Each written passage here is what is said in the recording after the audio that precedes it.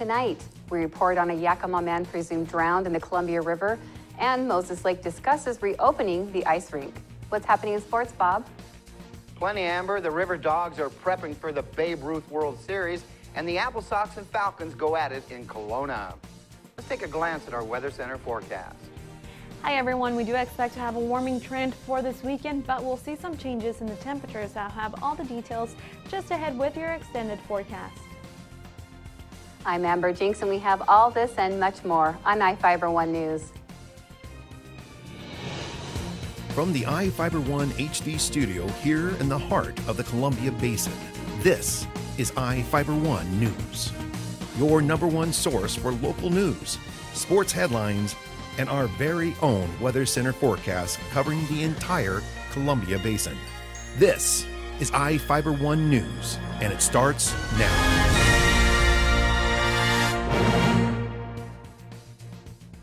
A 22-year-old Yakima man remains missing after diving into the Columbia River near Mattawa to help 3 young swimmers caught in the current. According to the Grant County Sheriff's Office, the missing man is Luis Alfredo Garcia Munoz. Search and rescue teams from Grant and Benton counties and a Tri-Cities team continued recovery efforts Wednesday near the Vernita Bridge, about 12 miles south of Mattawa. Garcia Munoz reportedly dove into the river from shore to save 3 children. 2 are 12-year-olds and 1 is 14 years old. He was able to get 2 of the children back to shore before he became caught in the current. The 3rd child made it to shore safely. A project to bring more irrigation water to thousands of acres of farmland in the Odessa sub-area is underway. The project is paid for through a $26 million grant from the state. Reporter Cameron Probert has the story. Construction crews are building concrete pipes to carry additional water to farms presently using wells drilled into the Odessa aquifer. The East Columbia Basin Irrigation District is leading the project to widen the East Low Canal to carry water to 87,000 acres of farmland in the Odessa sub-area. The additional water is necessary to replace water from declining wells in the region. The $15 million siphon project is designed to carry water across the valley near Warden. Vancouver-based Roche Construction is handling the construction. Crews are building the siphon one 25-foot length at a time. Workers put the concrete into a mold around a rebar cage. The process takes about 3 days before the form is moved forward. To preserve the integrity of the existing siphon, the majority of it must remain underground. The project is being paid for with a $26 million grant from the state. For iFIBER 1 News, this is Cameron Probert reporting. Grant County is getting ready to construct a building without finalizing plans for the interior. The Multi-Agency Communication Center is moving forward with the construction of a new 9,800 square foot dispatch center building on Hamilton Road in Moses Lake.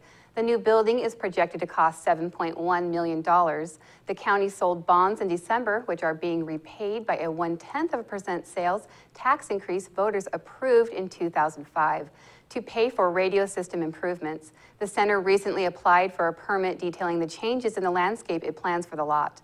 The drawings do not include the interior of the building because they haven't been finalized. Center Director Jackie Jones said the officials expect to have the final plans for the building ready by the end of the year. A wheat field caught fire Wednesday afternoon about 3 miles east of George, burning about 20 acres. Reporter Joe Utter has the details. A home was threatened but not damaged after a wheat field caught fire Wednesday afternoon near Quincy.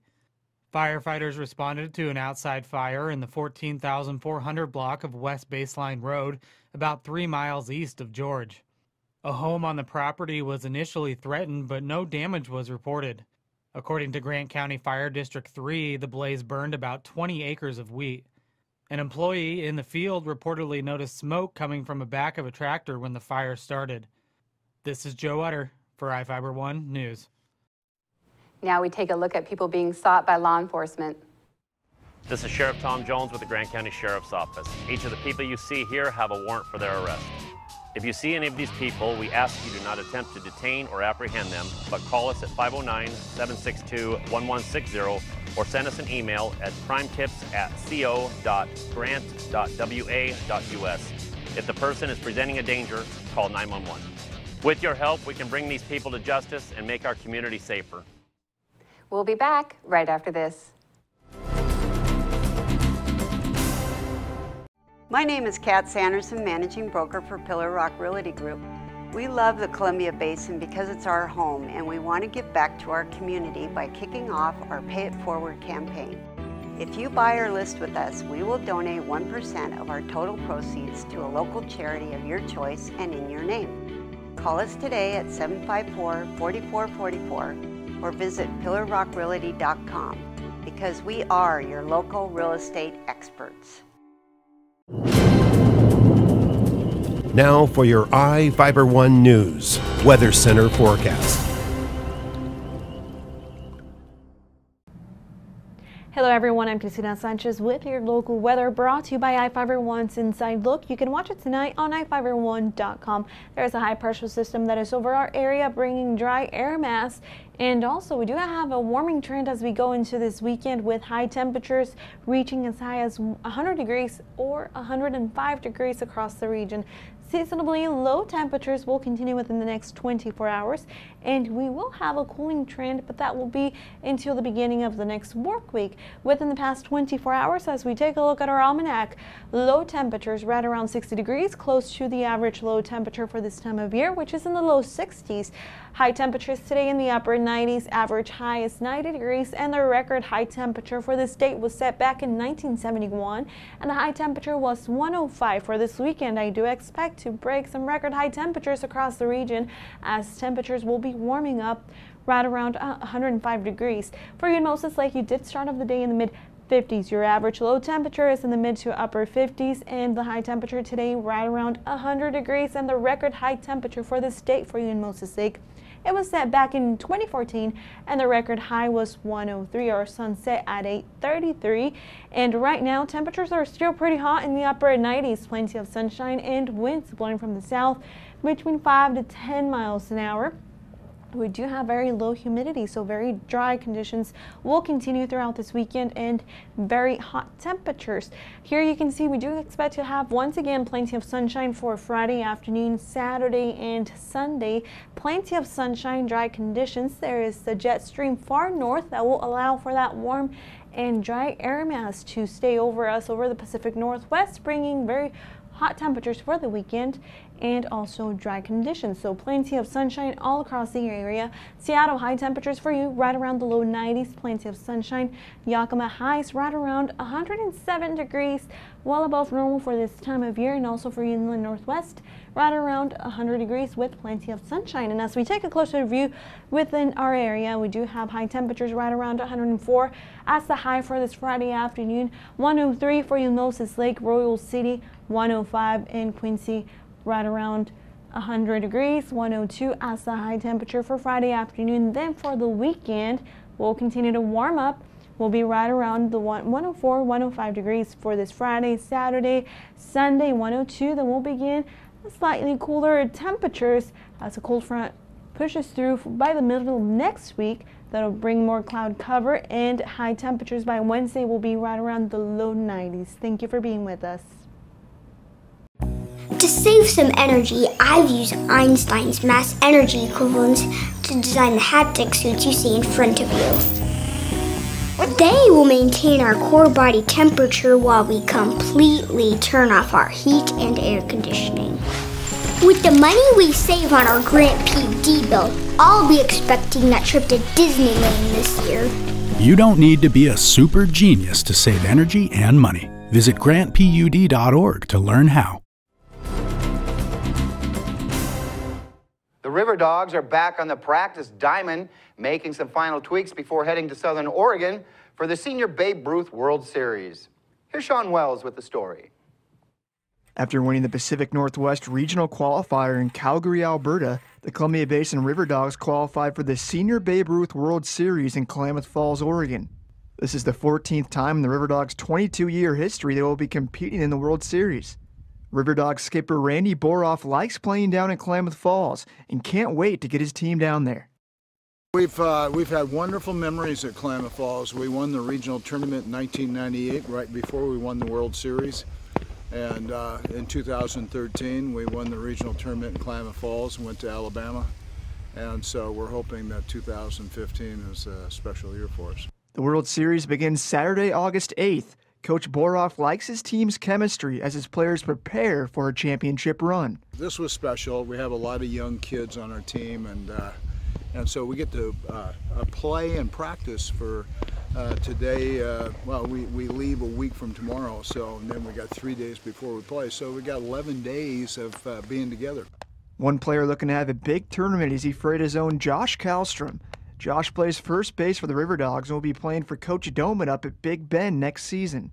Josh is a great offensive player, but says his defense is what has really improved playing for the River Dogs. This year, actually, my defense, I feel like has come a lot farther than in the past. I've been really excited about that. My hitting, it's kind of been on and off, so I also hope to improve in that, but I've really been happy with my defense.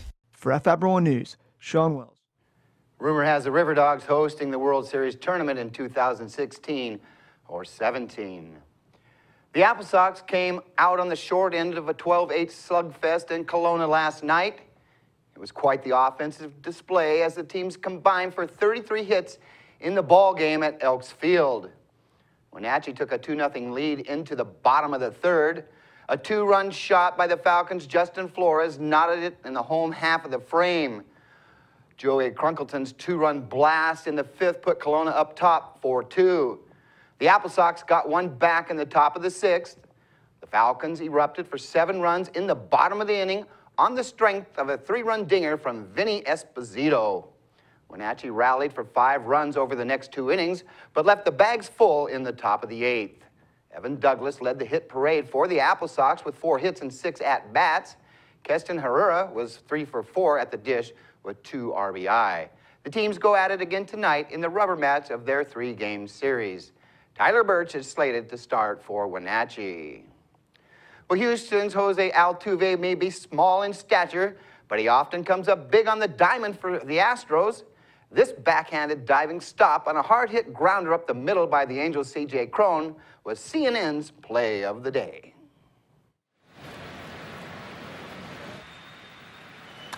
Back up the middle, and Altuve with a backhanded stop, off-balance throw, and it's dug out by Singleton. He's majority of the time, but his defense is certainly under space. But what a play by Altuve. Off balance and still right on the money as far as the throw one hop. We'll be back after this commercial break. You don't have to drive to Seattle for exceptional cancer care. Confluence Health's cancer program delivers world-class care close to home. We have a highly experienced oncology team in a state-of-the-art facility, and we're a member of the Seattle Cancer Care Alliance, which gives our patients access to world-renowned therapies developed at Fred Hutchinson, the University of Washington Medicine, and Seattle Children's. Together with the SCCA, we're delivering world-class cancer care close to home.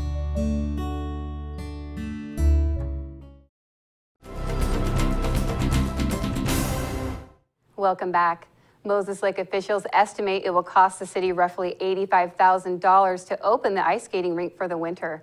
City officials are currently examining whether to open the rink after closing it for a year due to budget deficit. Interim City Manager Gilbert Alvarado said the city wants a $20,000 buffer in place in case costs are higher than expected. Moses Lake Youth Hockey Association President Ty Howard continued to ask the city for a decision about the rink during Tuesday's City Council meeting.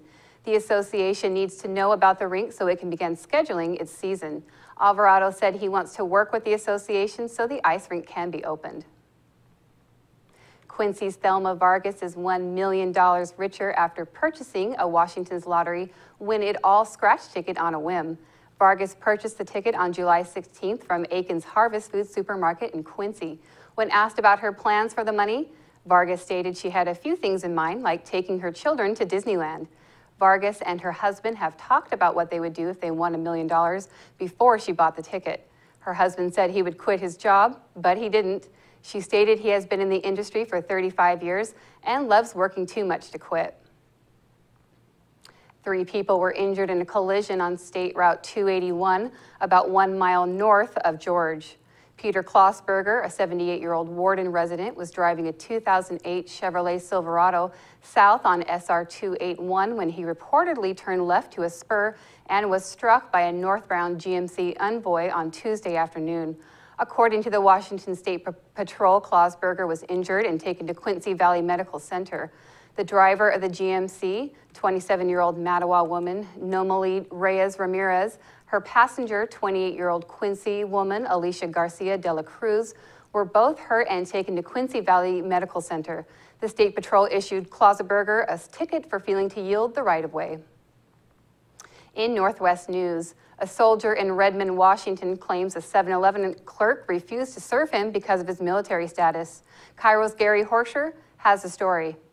As a proud reservist in the Army, Colin Brown says he was never looking for publicity, but after walking into this Redmond 7-Eleven to buy cigarettes and a Slurpee last week, his experience with the clerk compelled him to share his story. After asking for the cigarettes, I was asked to produce an ID. I produced my military ID. Colin put this standard U.S. military ID down on the counter, which has his date of birth right in the back. It serves as a legal ID, same as a driver's license. And she said, "You're in the military?" I said, "Yes." She said, I can't serve you. And honestly, I was at that point just in shock. Like, I asked, are you serious? Colin says he asked the clerk why there was a problem as he pulled out his driver's license to back up the military ID. I asked for her manager's information and that manager's information, and at that point I was able to make the purchase.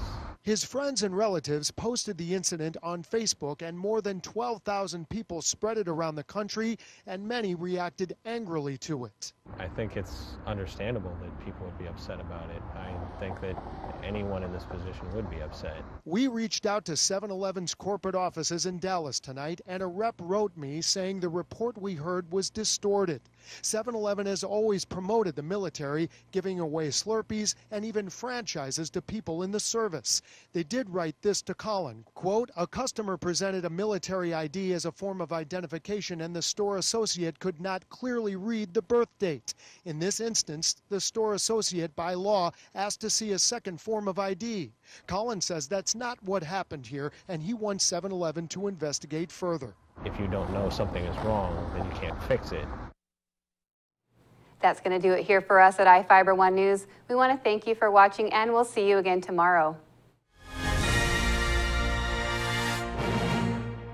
Quincy Foods, LLC, a subsidiary of Norpac Foods, is seeking motivated individuals to fill the positions of general laborer for their corn harvest season. They have full-time seasonal openings, must be 18 years old and older, willing to work swing shift. Great people to work for in a challenging food processing environment.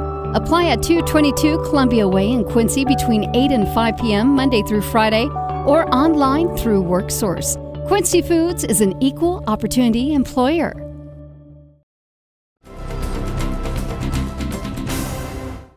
Our spotlight story tonight is about a project called Story Walk, combining reading and walking along a trail in Ephrata.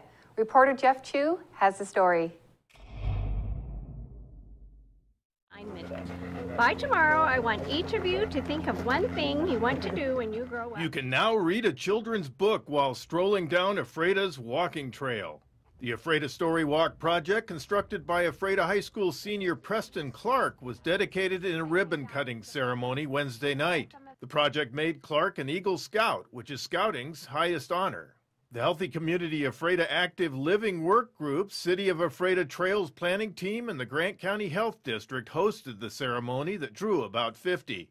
Ephrata City Council member William Coe helped Clark cut the ribbon to officially open the Story Walk to the public. As an Eagle Scout myself, I know the dedication and hard work required to achieve the Eagle Scout rank.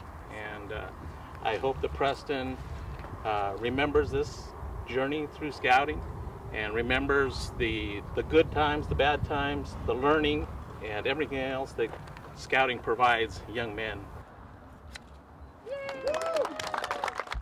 Clark, the most recent Eagle Scout from Boy Scout Troop 41, chartered by the American Legion Post 28, took on building the 10 metal pedestals that hold the pages of the book as his Eagle Scout project. Clark said he was nervous and excited about the dedication and completing the months-long project that earned him his Eagle Scout badge. It's the highest rank you can get as a Boy Scout, and it's just a big honor. You have to work hard for it and learn the skills. The 18-year-old Clark worked with several local organizations and businesses to fund, build, and design the Ephrata Story Walk. Clark's Troop 41 Scoutmaster Ryan Roloff said it is not easy to become an Eagle Scout such as Clark. He's got to organize the project, get all the funding for it. The Story Walk begins at the start of the trail on the corner of Division Avenue and Industrial Way near Ephrata Municipal Airport. Laminated pages from the children's picture book are installed along the outdoor path. As you walk the path, you are directed to the next page in the story. The Story Walk concept was created by Ann Ferguson in Montpelier, Vermont. Public health nurse Wendy Bresney learned about the project and encouraged Preston Clark to take the project on in Ephrata. The first book featured on the Ephrata Story Walk is A Car That Runs on Dish Soap, written by Lois Swenson. Swenson is a public health nurse with Grant County Health District and a county resident for more than 30 years. Swenson explained the theme of her published children's book. I hope they'll enjoy reading this book and talk about the lesson that it teaches. It's a lesson about love. Bresney, who led the dedication ceremony, praised Clark for his efforts in completing the project. Would like to thank Preston for his commitment, his dedication, his professionalism through this entire project. I'm Jeff Chu for iFIBER 1 News. We'll be right back after this.